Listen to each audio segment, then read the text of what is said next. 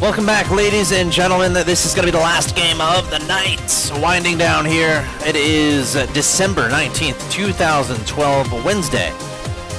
And you're watching the Major League Game vs. Pro League Invitational, unseen, unbroadcasted replays from days gone by. Focusing on BaBy tonight, and as promised, the Twitter question I will ask from the last game. As we go to BaBy's vision here. And we put up this. Alright, from Mitchell Lawrence, at Mitch the Golfer. And I'm not just saying, I didn't just pick your question because golf is awesome. Pick your question because I liked your question. And you have a beta key waiting for you in your direct message inbox. Axeltoss, how effective are fast third CC plays? And do you think we will see more of this style of play? I personally love fast third CC plays. As a caster, or as an observer, I should say. Ooh, we see BaBy going for a 2 racks. When I think of fast third plays, I think of like heavy macro, like obviously, like a Flash, right? Or a BaBy. And what makes these players so good is that, you know, anyone can go put down a third command center in 6 minutes, right? Or 4 or 5 minutes, right? It's crazy fast third command center. Anyone can go do that. What separates, you know, any player from, you know, the best players is, in that process, what can you hold off? Like, I wouldn't be surprised at all if some of these guys, you know, they use these fast third command center builds, and they go to their practice partners, and they say, hey, do this aggression towards me, or something. You know, they practice this build, they make sure it's safe versus everything. So, as far as the third command center play is concerned, obviously, it's great play, because you're really preparing for the late game. Your economy is getting ridiculous. If your opponent doesn't notice it, it's like pretty much an automatic win. But the biggest challenge, of course, is presented when, you know, you're faced with that early aggression, or you're faced with that scary Baneling stuff, or Roach stuff, or against Protoss, you know, 8-gate, 2-base stuff. So, yes, I'm seeing it being used very much in the future.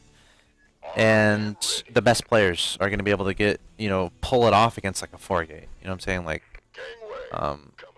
really cool stuff. But anyway, BaBy here is playing against Hawk. And he's going for a proxy 2 racks. And again, that question was from Twitter. Mitchell Lawrence, you have a beta key waiting for you. Again, you can tweet at me questions. If I answer your question, you'll be sent a beta key. Make sure you're following me, though, so I can direct message you. We have links coming out here for Hawk and some drones to try to deal with this. There's already a bunker on the low ground, though. Spine in production here from Hawk. There's the salvage on the bunker, and he's going to start remaking that immediately. There's a spine in the mineral line. It's important to note. And I think there might even be a creep tumor on the ground, as is evident by the creep edging its way past those Marines. Queen might be a little bit vulnerable. Hawk is going to have to unburrow that spine and bring it closer, but he's going to bring everything, bring in all of his lings and a Queen to help deal with this. The Marines can retreat to that bunker if they feel like it. Not going to do it just yet. A lot of lings going down here for Hawk. Bunker get finished in the natural. Drones are coming. Is this going to be a very fast game? It might be. I haven't seen these replays, guys. I'll be completely honest. I have not seen these replays. I do not know how they unfold. Hawk desperately trying to hold this off. SCV is going to try to repair. The Marine's popping out just before it dies, but one Marine not allowed entry. Oh my god, he pulled a healthy Marine out to let the weakened Marine in. That warms my soul. Faith in humanity restored. Alright, Zergling's coming out trying to track down these Marines, and I think Hawk eventually is going to be able to deal with this. Maybe. Gosh, look at all these lings, and the Marines are still alive. SCV finally falling. BaBy up 27 to 21 in that supply. I want to see units. 11 Jones to 18. No speed in production. And the hatchery is getting dangerously low in health, but Hawk saying enough is enough.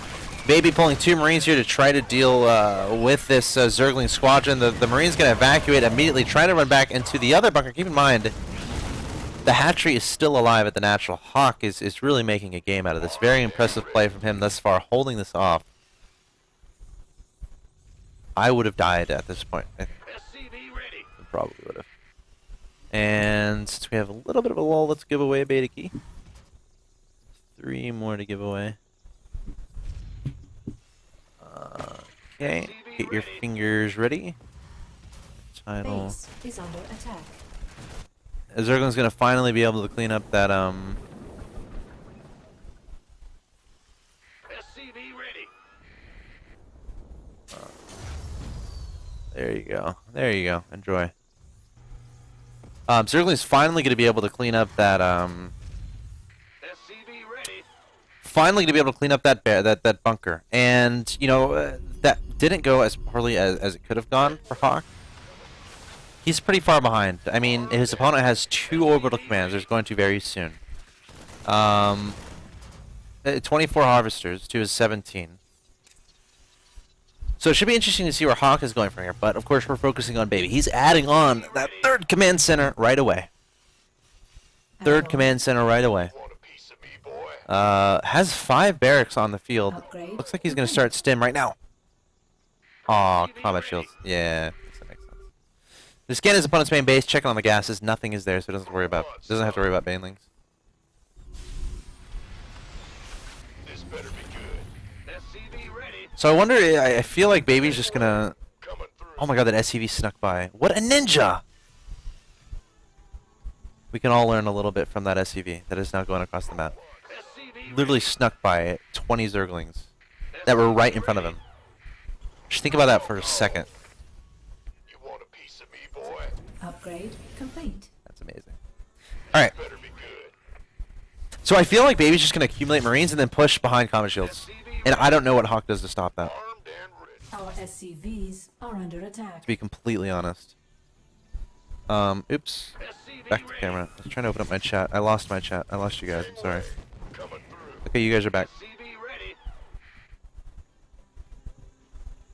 Go, go. Why isn't my camera working? Alright. So BaBy has decided it is time to move out. Lots of Marines, combat shields about to finish. And now he's on his way. Armed and ready. And what can Hawk really do to stop this? I'm not sure. I love this little timing here. Because note where he placed his 3rd command center. He placed his 3rd orbital where his opponent could see it. So upon seeing that as Hawk, you're not necessarily going to be expecting a huge offensive a little bit later. Right? You're going to be expecting a balance of teching up as well. Armed and ready. But BaBy's saying, no, I'm just going to make Marines and get combat shields. SCV ready.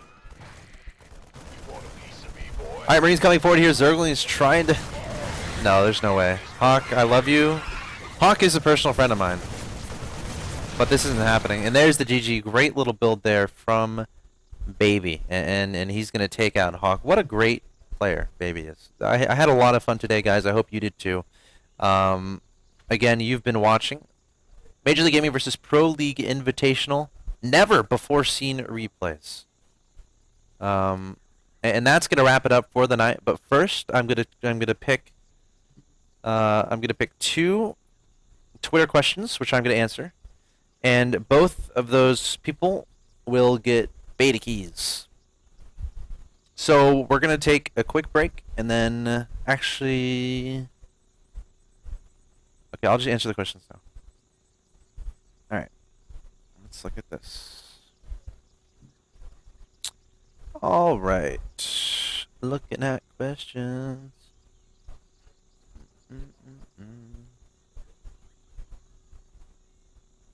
Looking at questions.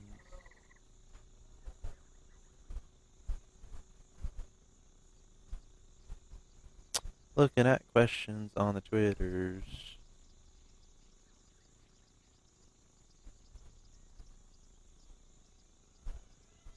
Okay, that's a good one.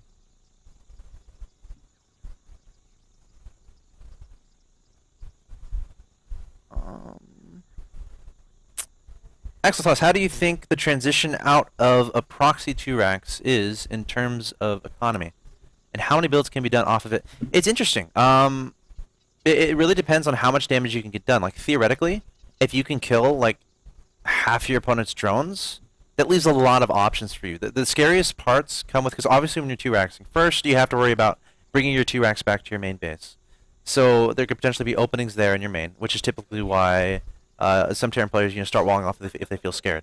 Because those barracks are going to be in the air, and then you have to potentially worry about... Does that make sense? And then another thing is, since you're going for the early 2-Rax, you're not necessarily getting early gas, so your tech is going to be pretty significantly delayed. So a lot of Zergs, as they're trying to break the barracks, they'll start, taking a guess. They'll take a baneling nest. And then you have those vulnerable situations for the Terrans where they literally don't have like siege mode yet. They may not have enough bunkers, and then a baneling bust can potentially do a lot of damage. But yeah, I think proxy 2x, like a lot of people say, oh, it's cheese, oh, she's no. I think it's fine aggressive play. Excuse me, it's fine aggressive play. There are a lot of transitions out of it, and it really depends on how much damage you can get done. Like marine micro, bunker placement. Can you hide that bunker placement? Can you hide what you're doing? Can you hide what you're following it up with? So I think that answers that question. And that is from @oi not something or other. I'm gonna send you your key right now. You can hit me up with a question on Twitter @Axeltoss, and if I answer your question, you get a Heart of the Storm beta key. So that's oi not roll the yacht. That's a weird name. Not really. That's an awesome name. Oi not. Perfect. All right. Let me get your key to you. All right. Your key is waiting for you, sir or madam.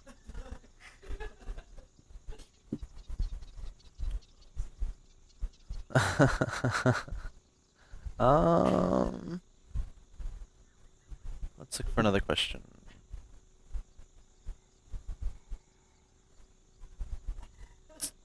Looking for a question.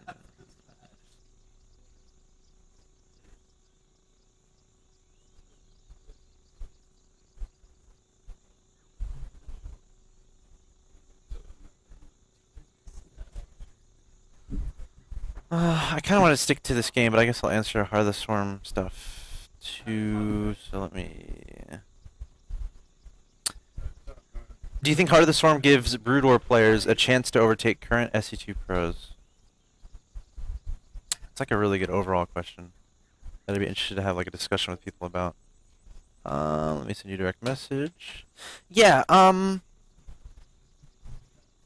it's tricky because isn't that already kind of happening? I mean, the Brood War players are playing like really well right now. They're playing really solid Starcraft 2. So it's tricky. Like I feel like Heart of the Storm will allow a lot of people to really make a name for themselves. It's just a lot of it depends on who are the first people to really find out those builds that are broken, right? Because in the early part of any game, early part of any beta, it's like there are going to be things that are like really, really powerful. And does that necessarily mean those players are the best as far as skill is concerned? Not necessarily, but they can find those awesome builds and really exploit them well, which should be really cool to see when the first Heart of the Storm tournaments start rolling across. But yeah, it should be interesting to see, how much variation in skill we're going to see when Heart of the Storm comes out. And what I'm really interested in is what type of time, how much time are players going to be attributing to each game, like Starcraft 2 and Heart of the Storm and stuff. So good question there. And that is from I recognize your name. You were in the chat, weren't you? Alright. There you go, sir. Oh! Alright, guys, that's going to wrap it up for tonight. I hope you enjoyed this broadcast. Again, you can follow me at Axeltoss. Stay tuned to MajorLeagueGaming.com for anything and everything StarCraft 2 and video games, esports in general. You can also check out the Tournament of Champions. The finals are tomorrow, 6 p.m. Eastern. If you're not there, I'm going to be personally offended, so please try to be there. It's going to be Parting versus Rain. That'll be a best of 7.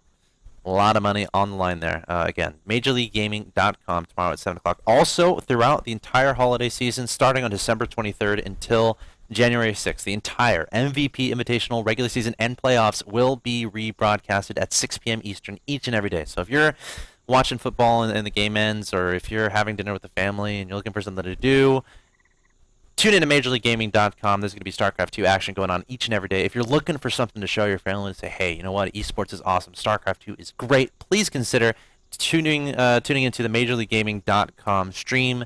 Again, 6 p.m. Eastern each and every day over the holidays from the 23rd to the 6th. I think there's no broadcast on Christmas Eve and there's no broadcast on New Year's Eve. But other than that, every single day, 6 p.m. Eastern. But that's going to do it for today, guys. Hope you enjoyed the broadcast. Yeah, it's, again, unseen games for the MVP Invitational. We're going to try to keep this up. We'll see what happens. But again, tune in tomorrow, 6 p.m. Eastern for the finals of the Tournament of Champions.